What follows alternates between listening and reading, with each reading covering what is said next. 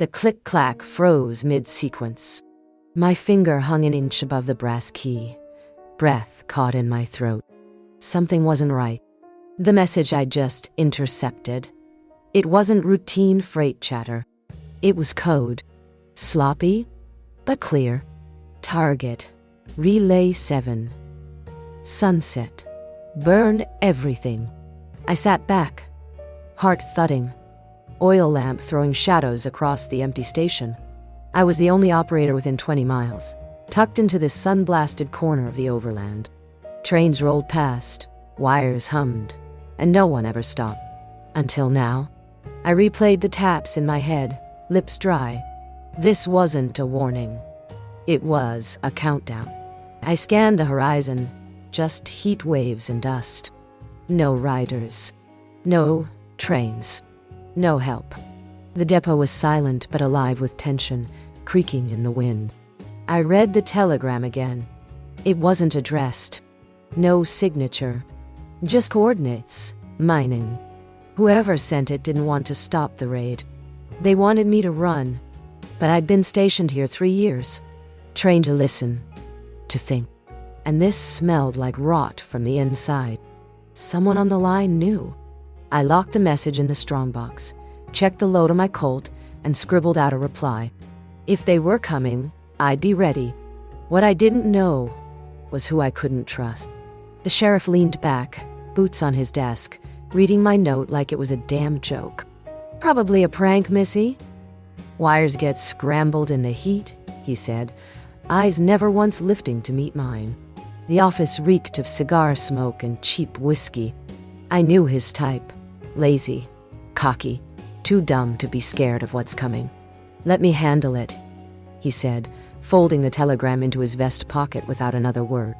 That pocket would never see daylight again. I watched his hand drift toward the rifle on the wall. Too casual, too smooth. My gut twisted. I came looking for help, but all I found was delay. I left the sheriff's office before sundown, dust choking my throat and doubt gnawing at my ribs. He said he'd send a man to check things out. I didn't believe him. Didn't wait. I borrowed a horse and rode back to the station, like fire was licking at my heels.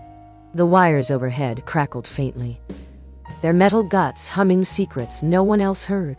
My revolver bounced at my side. Too light, too lonely. I should have ridden the other way, toward safety. But this post was mine.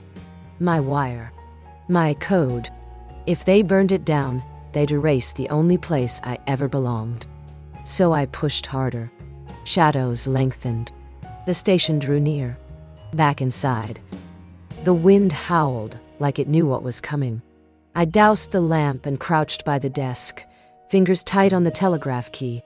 Nothing but static. Then, click, click, clap. A message from West Relay. Sheriff riders incoming. Not friendly. My stomach dropped.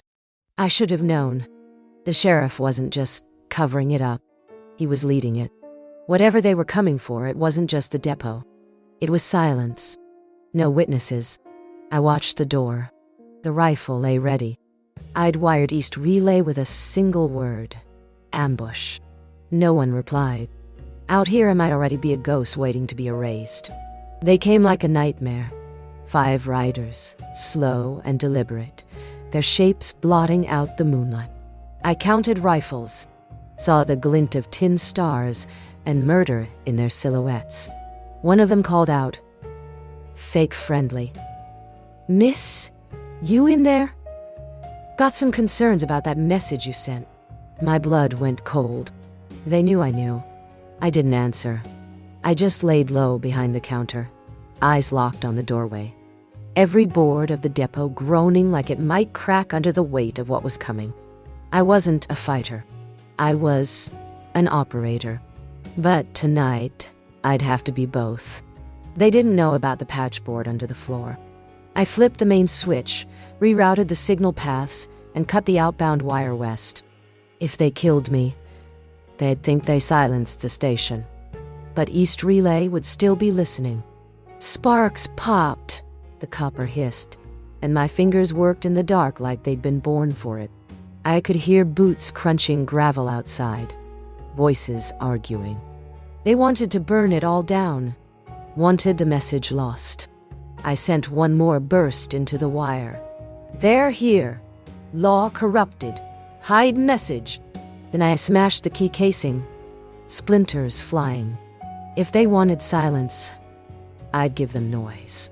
The first bullet ripped through the wall and took the corner off the desk. Wood exploded over my shoulder. I dropped flat, mouth full of dust, heart pounding like the telegraph drum. The oil lamp shattered, glass and fire and smoke. Flames licked up the wall, catching on paper and sweat-soaked curtains. I scrambled on my belly, revolver in hand, vision flickering from the smoke. Another shot. Closer. They weren't here to question me. They were here to erase me. I crawled toward the back storage door, coughing, every breath cutting like glass. I hadn't fired a shot yet, but I would. I fired 3 times into the smoke, didn't wait to see who screamed. The crates beside me jumped from return fire, splinters biting into my cheek. I could see their outlines now, 2 of them inside, stalking through the firelight like wolves. I ducked, moved fast, pulled the powder keg Jonah left behind last winter. He said it was for emergencies. This was it. I struck a match with a shaking hand, lit the fuse, and rolled it straight down the center aisle. They saw it too late. The blast rocked the depot, threw them back into the dirt. I hit the ground, ears ringing, half the roof gone. But I was still breathing, and so were they. The depot was burning, beams collapsing, smoke thick as tar. I stumbled forward, lungs shredded, revolver hot in my hand. One of the gunmen groaned behind me, dragging himself toward a rifle. I didn't hesitate. I turned and put him down. The second was crawling toward the doorway, half his coat burned, blood painting the floorboards. I stepped over him. "Please," he rasped. I looked him in the eyes, saw the badge glinting on his chest. Bent, blackened, useless. I thought of the code they tried to bury. Thought of the girl who sat tapping messages into a quiet world. That girl was gone. I walked out before the roof caved in. I rode with no saddle, bareback on the station's old mule. The sky above me, pitch black and silent. Smoke trailed behind, carried on a hot wind. I didn't look back. My knuckles were split, skin scorched, the revolver tucked into my waistband. I'd lost everything but the message. I prayed East Relay had gotten it. Prayed they'd read between the lines and follow the echo, because the men I just killed weren't the only ones. The corruption ran deeper. I could feel it chasing me through the dark. Every telegraph pole I passed stood like a gallows in silhouette. I wasn't running. I was rewriting the ending. One pole at a time. I reached East Relay by dawn. My legs barely held me. My hands were black with soot and dried blood. The operator, young, scared, blinking behind spectacles, stood frozen as I shoved the message into his hand. "Read it. Send it. Everywhere," I croaked. Behind him, 3 others gathered, silence thick as judgment. They saw the burns, the gun, the grit in my teeth. They didn't ask questions. Just read the code, eyes going wide. One nodded, fingers already flying across the key. Word would spread, faster than fire, faster than the men who tried to stop it. And finally, for the first time in 12 hours, I sat down and wept. The rhythm surrounded me, dozens of keys clacking in perfect sync, messages flying like arrows across the wire. I sat in the corner, hand wrapped in cloth, staring at nothing. They were sending it now. The whole story. Names, coordinates, charges. The operator from Salt Flat confirmed the sheriff's gang had vanished overnight. Gone underground. I wasn't surprised. That kind of power doesn't vanish. It hides. One clerk brought me water, eyes wide. Another nodded like I was some ghost made real. I didn't need their pity. I needed the world to know what nearly got erased out in the dust. And now it would. They posted the names by noon. Wanted: former Sheriff Amos Harlan, Deputies Rusk, Deeds, and Tomlin. Charges: conspiracy, attempted murder, destruction of government property. I watched them hammer the nails in. No ceremony. Just justice. Men who'd worn tin stars now turned fugitives, their faces printed in ink that would stain every outpost in the territory. No one looked at me, but they felt it. The unease. The shift. The woman in the dust-smeared coat who'd outlived the flames. I didn't need recognition. I just needed to see those names outside in the sun, where lies went to blister and peel. I didn't stay long. No medals, no thank yous. Just a day's rest and a clean bandage. I folded my map tight, picked a line due north, and walked. The wires would carry my warning now. That was enough. Stations like mine, small, silent, forgotten, needed people who listened more than they spoke. I wasn't the same woman who tapped out timetables and weather reports anymore. I'd seen what lived behind badges, and what courage felt like when it bled. The desert swallowed me up as dusk painted the sky in rust and fire.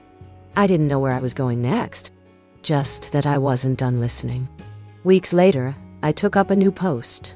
Bare walls, crates still unpacked, the desert stretching out in every direction like a dare. No one else wanted it. Too isolated. Too exposed. I sat by the key, hands steady, tools scattered across the table. It wasn't about safety anymore.